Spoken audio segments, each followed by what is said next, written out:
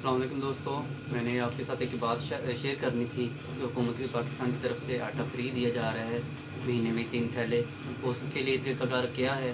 आप लोगों ने अपना शनाख्ती सबसे पहले आपने मोबाइल लेना है, उसमें राइट मैसेज में जाना है, आपने अपना शनाख्ती कार्ड नंबर लिखना है और 8070 पे SMS कर देना है। उसके रिप्लाई में आपको थोड़ी देर बाद या फ़ौरन मैसेज आ जाएगा।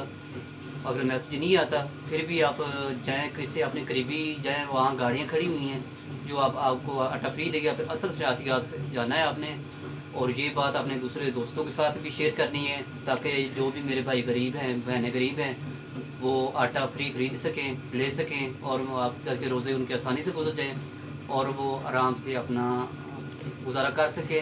हर 10 दिन के बाद एक थैला मिलेगा और महीने में 3 थैले मिलेंगे। इसलिए मेरे चैनल को सब्सक्राइब भी कर दें